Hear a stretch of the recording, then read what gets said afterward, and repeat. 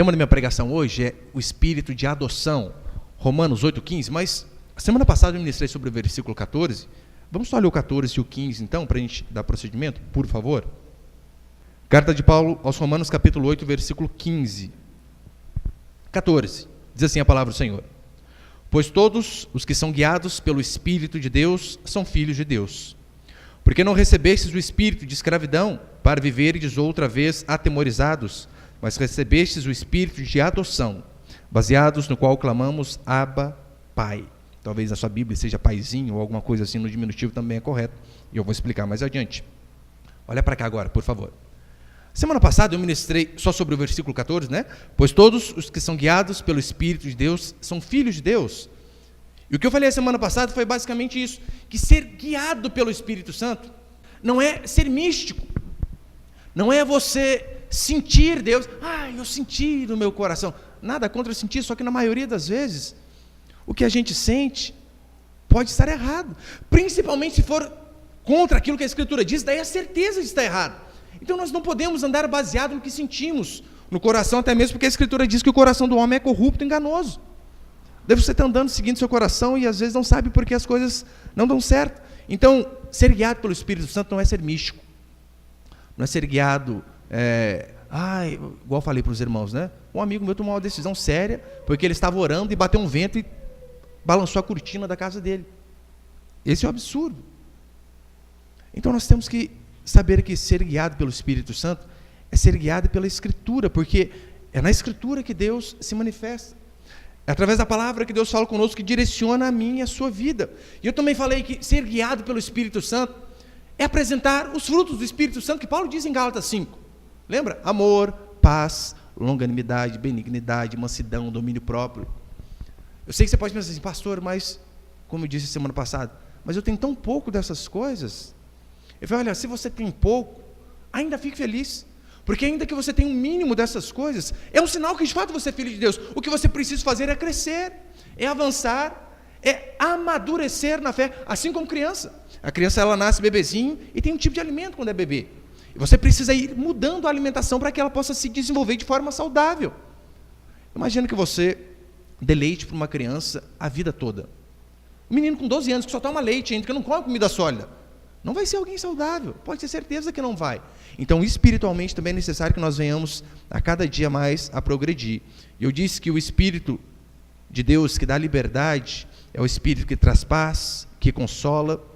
E esse Espírito, como nós lemos aqui hoje no versículo 15, né? Porque não recebestes o Espírito de escravidão para viverdes outra vez atemorizados, mas recebestes o Espírito de adoção, baseado no qual clamamos Abba, Pai. Esse Espírito de Deus, em primeiro lugar, ele traz em mim e você temor, para depois trazer paz. E é isso que eu quero falar, né? Apenas 2 princípios hoje. Põe o primeiro, por favor.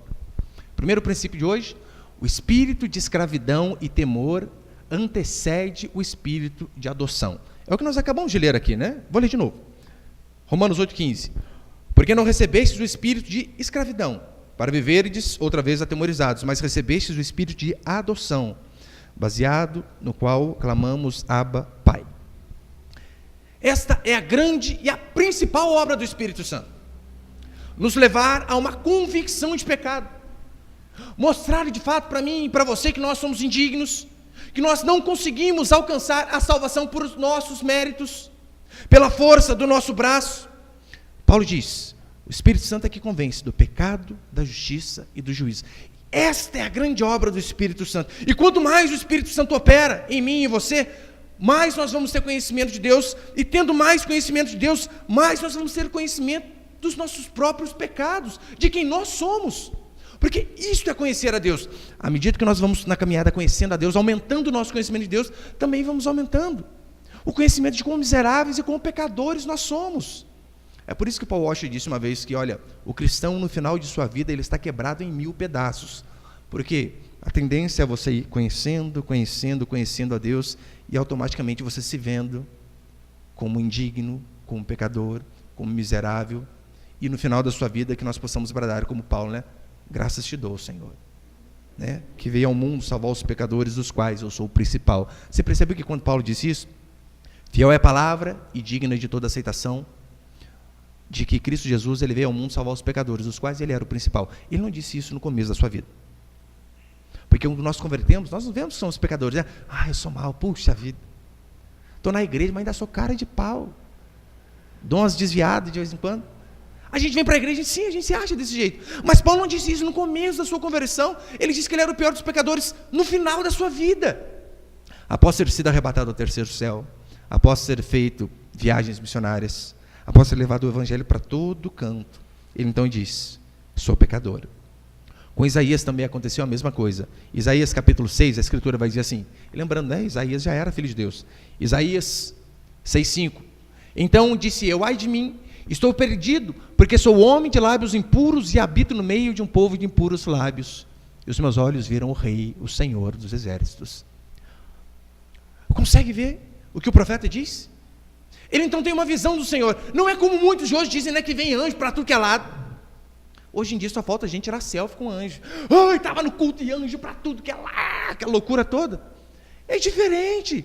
Na escritura, quando João, por exemplo, em Apocalipse, ele teve uma visão, um anjo apareceu a ele, que representava a presença de Deus. Sabe o que ele fez? Ele caiu com a boca no pó. Ele se viu indigno. As pessoas, quando um anjo vinha trazer uma mensagem, eles diziam: ai de nós, assim como Isaías disse, ai de mim. Agora, um dia, as pessoas são íntimas. Nossa, na igreja estava cheio de anjo. Tinha um pastor, né, que ele expulsar demônio era absurdo, né? Ele dava ordem para o anjo. Não sei se você já viu, não lembro o nome dele. Miguel, põe o braço dele para trás. Para trás, Miguel! Para cá! O que é isso, meu Deus do céu, que manda no anjo? Você consegue ver o quão absurdo nós chegamos? Agora, homens de Deus, de fato, quando viam a Deus, se sentiam desse jeito. Ai de mim! Lembrando, Isaías aqui já era filho de Deus, mas mesmo assim, ele disse: ai de mim, porque sou um homem de lábios impuros e habito no meio de um povo de impuros lábios, e os meus olhos viram o Senhor. Que essa também seja a minha, a sua reação. Agora, o que leva a mim e a você a essa convicção de pecado que Paulo está dizendo aqui, não é a quantidade de pecado que eu e você cometemos. Que muitas pessoas pensam que, olha, para eu ter convicção de pecado, eu preciso pecar muito, para daí então saber que sou pecador. Não. O que de fato leva a mim e a você a termos convicção de pecado é conhecermos a santidade de Deus, é conhecermos o Senhor. Esse é o exemplo de Paulo. Paulo não precisou ir para os bordéis da vida. Paulo não precisou se embriagar. Paulo não precisou se arrebentar no mundo lá fora para conhecer a Deus. Sabe o que ele fez para conhecer os seus pecados? Ele foi para a Escritura. Ele conheceu a Deus através da palavra, e então através da palavra aquela luz veio sobre a sua vida. E é isso que ele está dizendo aqui. Primeiro veio o espírito de escravidão, de temor, para só depois vir o espírito de adoção. Pastor, mas eu fui criado na igreja. Qual o problema? Quem disse que o fato de você ser criado desde criança dentro de um ambiente religioso faz de você filho de Deus? É como se fosse, né, filho de Deus por osmose, pelo ambiente que você fica? Não. Os nossos filhos, por isso que constantemente eu venho falando aqui, constantemente nós temos que pregar o evangelho para os nossos filhos, para as nossas crianças. Essa é a grande função das irmãs que ficam na salinha, por exemplo. Elas não ficam ali apenas para tirar as crianças do meio do culto, para dar sossego para os pais. As crianças brigam, muito agitadas. Vamos tirar elas dali para os pais prestarem atenção no culto. Não, não é essa a intenção. A intenção é que elas possam, de acordo com cada idade, pregar o evangelho de uma forma que as crianças entendam. E é isso que você como pai, que você como mãe também você precisa fazer. Precisamos pregar dia a dia o evangelho para os nossos filhos, para que eles de fato não venham ter esse espírito de temor, de saber que são pecadores. Pastor, mas isso não vai oprimir a criança? Claro que não, isso vai salvar o seu filho. Eu lembro uma vez, você perdoa o exemplo, porque lá em casa os meus meninos, é o que eu vejo. Meu filho, ele tinha 9 anos, mais velho, e ele fez uma pergunta bem peculiar para mim, né, lendo a Bíblia dele na época lá, né, que ele lia a Bíblia mais infantil. Daí ele perguntou assim: meu pai, o que eu preciso fazer para ir para o céu? Na hora eu já fiz o link, que é aquela pergunta que o jovem rico fez para Jesus. Lembra? Senhor, o que farei para herdar a vida eterna? E na hora eu falei para ele a mesma coisa: filho, guarde os mandamentos. Eu comecei a dizer: não matarás, não furtarás. Eu comecei a dizer, o menininho que peitinho parecia um pombo, né? Pai, tá tranquilo. Ele falou assim, é óbvio, né? Eu cheguei numa parte que diz assim: não minta. O olho dele começou a encher de lágrima. E eu fiquei quieto, né? Ele começou a chorar. Eu deixei, chora mesmo. Perguntei, filho, o que foi? Pai, eu vou para o inferno. E por quê? Porque eu menti.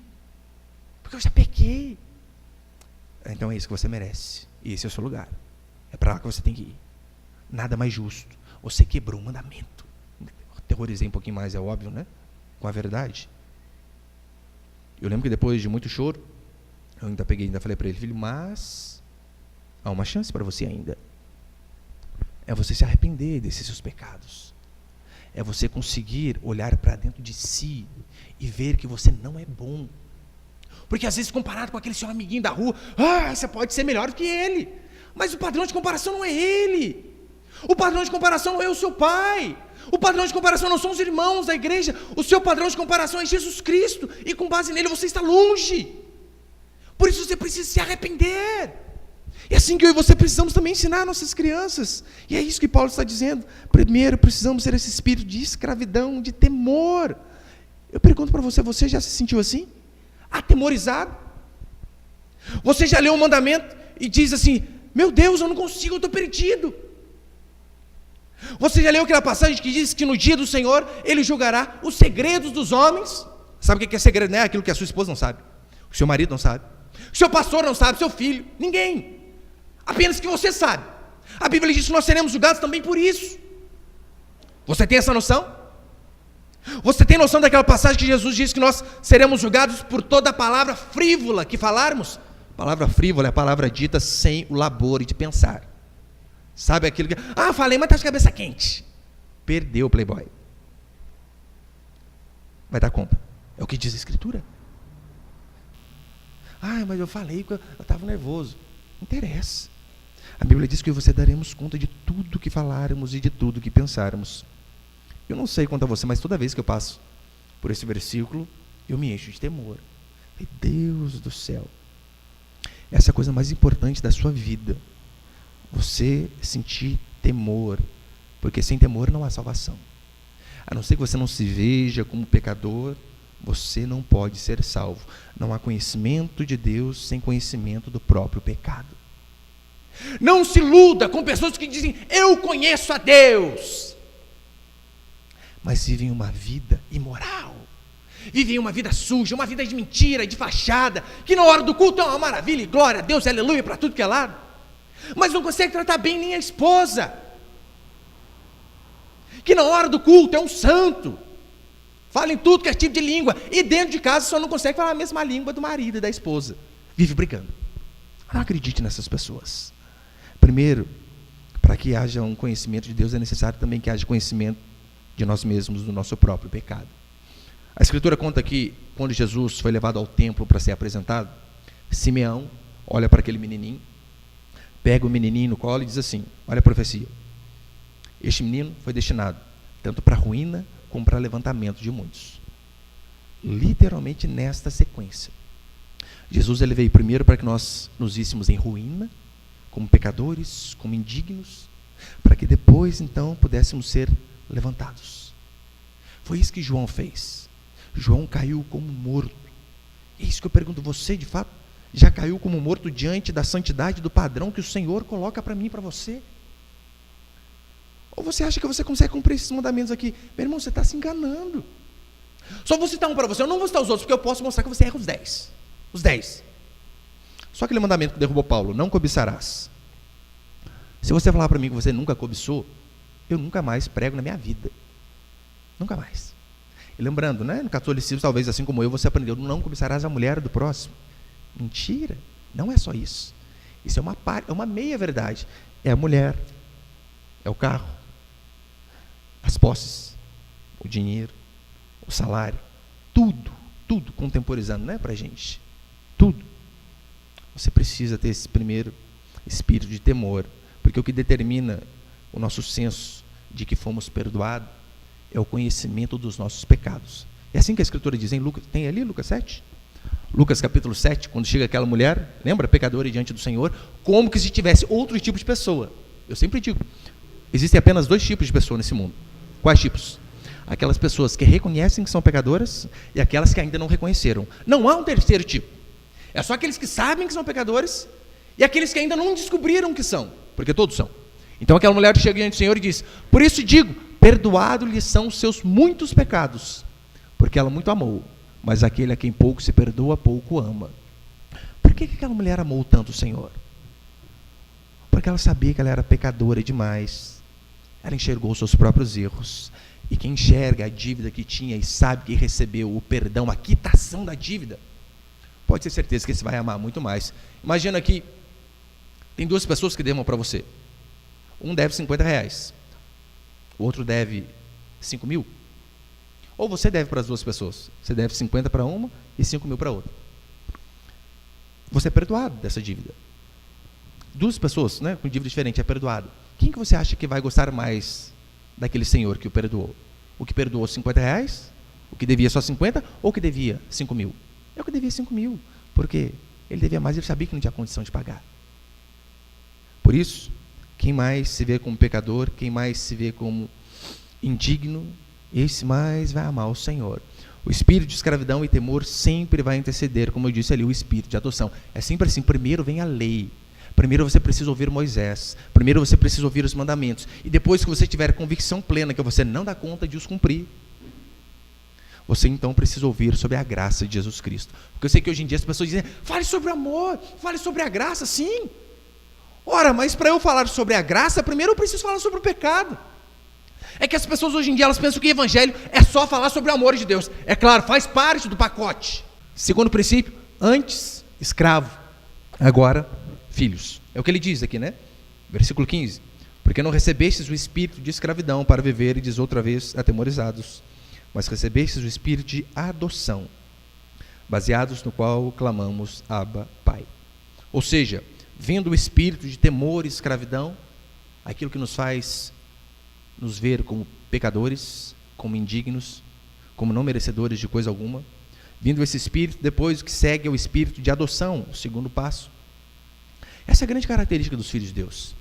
Sim, primeiro ele se vê atemorizado, indigno. Mas depois que a graça de Deus lhe abre os olhos e ele então vê que ele foi perdoado, ele já não fica mais escravo daquelas coisas.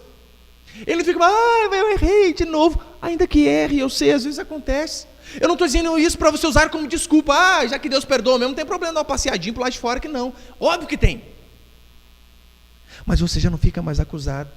Essa é a grande característica dos filhos de Deus. Ele não tem mais esse espírito de escravidão para estar outra vez em temor, porque ele sabe que uma vez admitido, é interessante que o termo que ele usa aqui, né? Espírito de adoção. Você sabe o que é adoção, né? Vem de pessoas que são adotadas. Porque os seus filhos naturais você não escolheu. Deus quem deu para você. Agora, quando é um filho adotivo, é claro que Deus dá também de forma indireta, mas você ainda, entre aspas, escolhe. É uma responsabilidade muito maior. A Bíblia diz que nós somos adotados, ou seja, nós não éramos filhos de Deus, é isso que a Escritura afirma, então nós passamos a condição de filhos, e depois que nós passamos essa condição de filhos, não tem como o Senhor mais nos deserdar. Você não faz isso com o seu filho natural, faz? Pecou, mas traz a certidão de nascimento aqui, a partir de hoje eu paguei meu nome. Você não faz isso com o seu filho. Deus também, ele não pode, não faz isso com a gente. Pastor, isso significa que uma vez filho, sempre filho? Sim. Isso significa que nós não vamos sofrer consequências se errarmos? Não. Óbvio que vamos. Eu vou falar para você, ainda vai sofrer mais que os ímpios. Porque Deus corrige e ama os filhos. E ele ainda diz: se estáis em disciplina de que todos sois participantes, é porque não sois filhos, assim bastardo. Portanto, meu irmão, você está vivendo um pecado e não está acontecendo nada com você, não se alegre, pelo contrário, se preocupe. Pode ser que você não seja crente coisa nenhuma. Pode ser que você não seja filho de Deus coisa alguma. Porque a Escritura diz que Deus disciplina os seus filhos. Mas também é verdade que, ainda que venhamos a ser punidos, o Senhor sempre estenderá a sua mão, cheio de graça e cheio de misericórdia para mim e para você. Sabe qual é um dos grandes problemas? Já estou encerrando. Um dos grandes problemas do catolicismo romano? Eles se opõem de forma direta a essa segurança da salvação, como Paulo vem dizendo aqui. Porque você sabe, né, o católico ele não tem segurança que ele é salvo. Não pode ter. Não tem como ele ter. Ele nunca pode estar seguro da sua salvação. É por isso que ele está sempre entregue às mãos da igreja. É por isso que ele precisa dos sacerdotes. É por isso que até depois que morre, precisa do quê? Do purgatório, da missa de sétimo dia, porque ainda não é certeza de ir para o céu, mesmo depois que morre. Esse é o espírito de escravidão que a Escritura diz aqui, mas não é algo peculiar apenas dos católicos, não. De muitos crentes também, principalmente os arminianos, né? Nossos irmãos pentecostais e outros também, aqueles que creem que a salvação se perde, porque é angustiante. Você está salvo na segunda, perdido na terça. Salvo na quarta, perdido na quinta. É terrível, terrível. Agora a Bíblia diz que nós recebemos o espírito de adoção pelo qual clamamos Abba Pai. Ou seja, você se torna filho, o resto da vida você vai ser filho, ainda que esse filho seja disciplinado e às vezes durante uma vida toda. Porque você sabe, Deus primeiro, Ele nos mostra o erro, porque se você está errando, o Espírito Santo convence você. Só que às vezes nós somos teimosos, fazemos o quê? Lutamos com isso, lutamos. Não, eu estou errado, mas eu vou continuar aqui mais um pouquinho. E então Deus faz como fez com Davi, manda um Urias da vida, melhor, né? Manda um Natã da vida para lá e mostrar o seu erro. Lembra Natã? Conta toda aquela historinha para Davi. Davi tinha um rei poderoso, cheio de carne para fazer churrasco. E foi fazer um churrasco para os outros, pegou a ovelhinha do vizinho, rei. O que deve acontecer a tal homem? E Davi, então, tal homem deve morrer. E então Natã, homem de Deus, aponta o dedo para ele e diz: tu és o homem. Porque Davi tinha várias mulheres e pegou a mulher de Urias. Primeiro o Espírito Santo te convence, depois Deus manda um Natã da vida. Esse Natã pode ser um pastor, pode ser um irmão, pode ser um programa da rádio, TV, pode ser qualquer coisa. Pode ser até um que não é crente. Volta para a igreja, rapaz, já ouviu isso aí? Eu já vi um monte de gente dar esse testemunho. Ah, tá passando cena 1, eu só ouvi um grito: volta para a igreja, crente. É o Natã gritando, é o galo cantando. Mas se você teimar em viver errado, Deus mata você. Pastor, Deus faz isso? Óbvio que faz. Se você é crente e você não se arrepende dos seus pecados, eu tenho essa ótima notícia para você: Deus vai fulminar com a sua vida, acabar com você. Foi isso que aconteceu em Corinto. Tinha um rapaz que estava tendo um caso com a madrasta, provavelmente foi divertido pelos presbíteros, pelos homens de Deus, não se arrependeu. Então Paulo diz: reuni vós e o meu espírito, entregue o autor de tal infâmia para ser morto, entregue na mão de Satanás, para que o corpo seja destruído, mas o espírito seja salvo no dia do Senhor. Imagina eu fazendo essa oração aqui. Edivaldo, fulano lá faz quanto tempo que não vem à igreja? Calma aí, vamos orar aqui. Capeta, pega aí. Era mais ou menos o que Paulo fez. Não quer se arrepender? Ora, entregue a Satanás para que o corpo morra, mas o espírito seja salvo. Porque se você é filho de Deus, Deus não vai deixar você viver envergonhando o nome dele. Não vai, de forma alguma. Só que eu sei que quando nós nos tornamos filhos de Deus, você sabe, você não se torna anjo, você não se torna perfeito. Nós estamos em contínuo processo de reconstrução dia a dia. Você erra, eu erro, todos nós erramos, é verdade. Mas como cristão você deve aprender a se controlar. Por exemplo, tem uma coisa que não muda quando nós convertemos: temperamento, personalidade. Isso vem fazer o quê? Se você era extrovertido quando você não era crente, você fica crente agora, você se converte, você vira que é uma pessoa séria, não brinco mais. É assim? Ou você continua fazendo umas piadinhas gospel, uns bullying gospel? Continua. Às vezes é aquela personalidade mais agressiva, infelizmente você continua com ela. O que você tem que fazer? Você tem que se controlar. Você tem que saber que a partir de hoje, um dos frutos do Espírito é domínio próprio. Você não pode dar mais desculpa: que lá foi maior do que eu. Não. Eu sei que há alguns temperamentos mais mansos, outros mais agitados, alguns temperamentos mais depressivos. Sabia? É questão de temperamento também. Tem pessoa que normalmente já é mais triste, que qualquer coisinha entristece mais ainda. E às vezes a pessoa converte e continua desse jeito. Daí você pode pensar: pastor, não tem fé o suficiente. Quem disse que não? Às vezes tem fé, mas o temperamento ainda continua. Não podemos dizer que isso é falta de fé. Isso aqui é um problema. Preciso orar para que Deus possa mudar a cada dia, a mais. O espírito de adoção, em primeiro lugar, é a consciência de que, de fato, eu e você fomos adotados, introduzidos na família de Deus. Você precisa, meu irmão, ter essa certeza de que antes escravo do pecado, hoje escravo da justiça. Significa que algumas declarações da Escritura enchem o seu coração de alegria, de paz, de gozo, de regozijo. E esse é o próprio Espírito Santo que produz em mim e em você. Aquela pessoa que de fato tem o Espírito Santo, ela com certeza é uma pessoa ortodoxa, né? Ou seja, tem uma doutrina reta, coerente. Mas não apenas isso. Ela vai além de uma reta doutrina.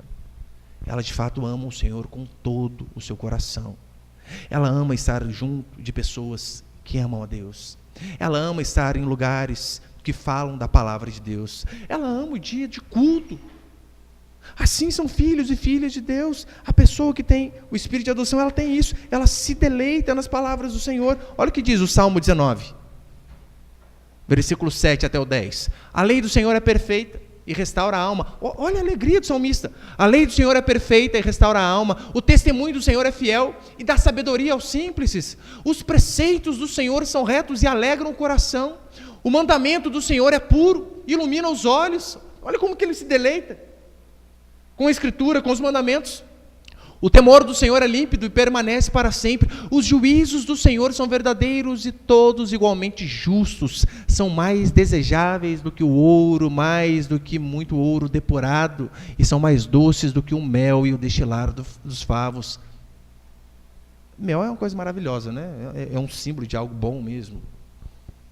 Mas o salmista vem dizer que aquele que ama o Senhor, ele se deleita nas coisas de Deus. Não se deleita apenas comendo aquele contrafilé, com aquela gordura escorrendo, não, aquela é bênção também. Mas o prazer verdadeiro dele, a comida dele é isso daqui. Ele olha para a Escritura e de fato diz: Senhor, Tu és bom e a Tua misericórdia dura para sempre. O Espírito de adoção nos leva a viver para Deus, assim como Paulo diz: Ele morreu por todos, para que os que vivem não vivam mais para si mesmos, mas para aquele que por eles morreu e ressuscitou. Ou seja, ele vive em favor daquele que morreu por ele. É isso que diz a Confissão de Fé de Westminster, que a finalidade principal do homem é glorificar a Deus. E para encerrar, aqui quando ele diz, né, o Espírito de adoção pelo qual clamamos Abba, Pai, tem apenas duas explicações, ou melhor, né, ao menos duas explicações para essa expressão Abba, Pai. A primeira é que Abba, Pai, aqui no original estava no grego, a língua que foi escrita no Novo Testamento, querendo dizer de forma bem simbólica que o Senhor, Ele não é mais apenas Pai dos hebreus, mas agora também Ele é Pai dos gregos, ou seja, dos gentios, porque lembra? O mundo, né? A Bíblia divide entre gregos e judeus, o povo de Deus, os hebreus, e aqueles que não são, os ímpios. Então está dizendo aqui que, olha, a partir de agora que o véu se rasgou, o Senhor não é apenas Pai dos judeus, mas Ele é Pai de todos nós, dos ímpios. E esses ímpios, é óbvio, eu estou falando de mim e de você. Segundo, Abba era uma forma que as crianças chamavam seus pais. Sabe aquela forma carinhosa? Papai, paizinho. Literalmente significa isso. Papai, paizinho.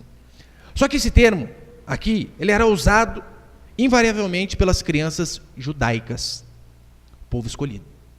É só as crianças judaicas que chamavam seus pais de Abba, de paizinho.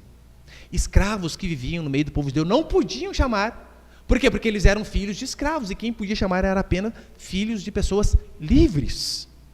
Esse é o segundo significado. E o que a gente aprende com isso, pastor? De forma prática? Ora, nós éramos esses ímpios, que não tínhamos pai. Éramos órfãos.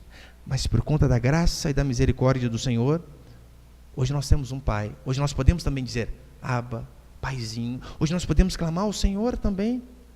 Hoje nós não somos mais escravos, como diz a Escritura, que nós éramos escravos do pecado. O pecado era o nosso Senhor, um Senhor tirano. Mas hoje em dia nós não somos mais filhos das trevas, mas sim da luz. Ou seja, somos libertos e filhos do Todo-Poderoso. Para encerrar, em Marcos capítulo 14, vai dizer assim, Jesus aqui, né, dizendo, e dizia, Abba, Pai, tudo te é possível. Passa de mim este cálice, contudo não seja feito o que eu quero, e sim o que tu queres. Lembra Jesus da angústia do Getsêmani? A palavra que ele usa para clamar pelo pai dele é paizinho, Abba. Ou seja, no período de maior aflição, ele clama pelo pai. Para mostrar para mim e para você que diante da dificuldade, eu e você não precisamos clamar para um governo nos sustentar. Não precisamos clamar a homens para nos ajudar. Não estou dizendo que é errado, não é você pedir ajuda de alguém. Claro que não. Mas acima de tudo nós podemos clamar a Deus. podemos buscar a Deus, de saber que agora Ele não é apenas aquele Deus que está distante no alto e sublime trono, mas também é aquele Deus que está hoje, perto de mim, de você. E essa palavra Abba, paizinho, passa justamente essa questão de relacionamento, de estar perto, de não de alguém que está longe, mas alguém que está perto, que você pode clamar a qualquer hora. É aquela relação de fato entre pai e filho. Não é assim que acontece com criança. Já viu criança? A gente pensa às vezes que é maluca, né? Quantas vezes eu estava na piscina lá, meu filho tadinho, piscina dava 3 vezes o tamanho dele. Daí você fala para a criancinha, pula aqui com o pai, filho. Ele não sabe de nada, sabe o que ele faz? E pula. Por quê? Porque, não, eu vou flutuar. Eu vou nadar. É isso que a criança pensa? Pensa nada, ela só pensa, rapaz, meu pai pediu para eu pular. Se ele pediu, eu acredito. Ele vai me segurar. E é isso que nós também temos que ver em relação ao nosso Deus. Se você tem um pai, meu irmão, que é o Deus Todo-Poderoso, o Onipotente, né, tem todo o poder, você vai ter medo do quê? A época que você estudava lá, 1600, antigamente. Olha, apanhar na escola é feio, né? Ai, terrível. Você, na saída da escola, você tomar um cacete dos outros, às vezes é vergonhoso, feio, dolorido. Mas o pior é quando na primeira aula, o infeliz chega para você, vou te pegar na saída. Meu Deus. Você passa a aula inteira remoendo, aquela, ai, meu Deus, vou apanhar. Chega e bate de uma vez, sem avisar. Agora imagina que o cara mais forte da escola disse para você, eu vou acabar com você na saída. Daí você olha o zap do seu pai, filho, estou indo te buscar. Seu pai é um Anderson Silva da vida aí. Você vai ter medo daquele moleque? Rapaz, você põe a mão no meu pai vai quebrar você no meio. Você não vai ter medo. Agora muitos ficam com medo diante das circunstâncias porque não olham para o tamanho do pai. É para encerrar, eu vi uma vez uma passagem de um programa, um pedacinho do programa, que eu falei, ali é Deus e a gente. Sabe aquele programa, né? Masterchef? E tinha uma moça, e você sabe, o tempo todo, vai comigo! Que ela grita, parece um quartel, só que para fazer comida, né? Tá ruim, tá isso, tá aquilo, tá acabando o tempo. E o povo até chora. Então tá a menina lá, né? Pote, tem uma coisa que é inimigo das irmãs, é pote, né? Não abre nunca, às vezes, quando você precisa, não abre o negócio. E ela tá lá, o povo falando, eu não consigo abrir de jeito nenhum o pote. E na arquibancada, assim, tá o pai dela. Ela sai correndo, pai. E a mulher grande já dá pro pai, o pai só assim, ela pega a volta e termina o negócio. Esse é o nosso pai. Às vezes está com uma dificuldade, não consegue superar, por quê? O pai está do lado, leva para ele abrir o pote. Leva a ele em oração. Fala, pai, me ajuda. A salvação ela tem por objetivo, claro, né, nos livrar do inferno, nos libertar dos pecados, mas para que também eu e você venhamos a gozar desse relacionamento íntimo com o nosso Deus, com o nosso Pai, que hoje não é apenas um Deus de longe, mas é um Deus de perto, por isso se chama Emanuel. Amém, meus irmãos? Você pode ficar de pé então, por um instante, por favor? Só em ti confio.